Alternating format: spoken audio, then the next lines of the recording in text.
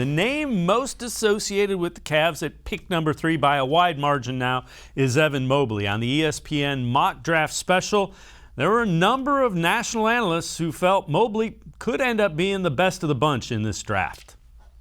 Everyone's talking about, the big man position is dead. Well, Evan Mobley is not your typical big man, okay? This guy can step out on the perimeter. He can switch ball screens. He puts a lid on the rim in the interior. And then offensively, he can handle the ball. He can pass. He's shown that he can step out and shoot the 3 ball a little bit. He's a lob threat, and he's just scratching the surface. You talk to executives, GMs, they say if we look back in 3-4 years, they won't be shocked if Evan Mobley is one of the best players to come out of this draft. And he fits that kind of unicorn big that we talk about time and time again, and would be a huge get for Cleveland at number 3. Yeah, and Cleveland really likes the idea of pairing Evan Mobley with Jared Allen in their front court. That the defensive versatility Mobley has shown, his ability to perhaps play alongside Allen, another young big they got from Brooklyn, and that is part of that big James Harden trade. And certainly offensively, this is a big who's going to, I think, have 3-point range over time.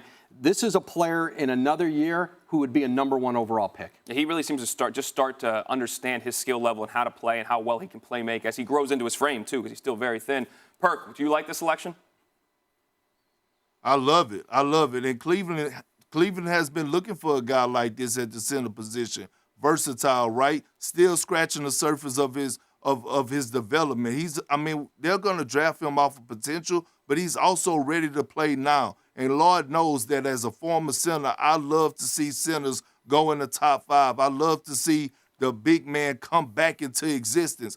The Cleveland Cavaliers obviously need this pick. This guy's ready to play right now, but I'm with Woj on this one. The sky's the limit.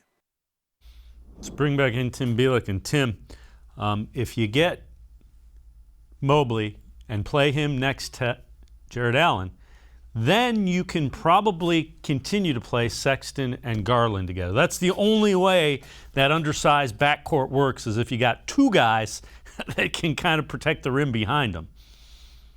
Yeah, and don't forget, of course, Isaac Okoro, who showed he could be a quality perimeter defender as well. But I kind of agree with what they were saying on there, that I think Evan Mobley and Jared Allen could play well together. And the reason is because of the way Mobley can handle the ball on the perimeter, that he's got that outside shooting ability. Eventually can probably push it out to 3-point range. But the biggest thing that stood out to me about that clip was they're basically saying that this draft has 3 number 1 picks between Evan Mobley, Jalen Green, and Cade Cunningham. I mean, there's been NBA drafts where there's been guys where nobody was worth a number 1 pick in the draft. And this draft has 3 of those guys, and the Cavaliers are in the 3rd position behind Detroit at number 1 and Houston at number 2 to get one of those guys and really reignite this rebuild.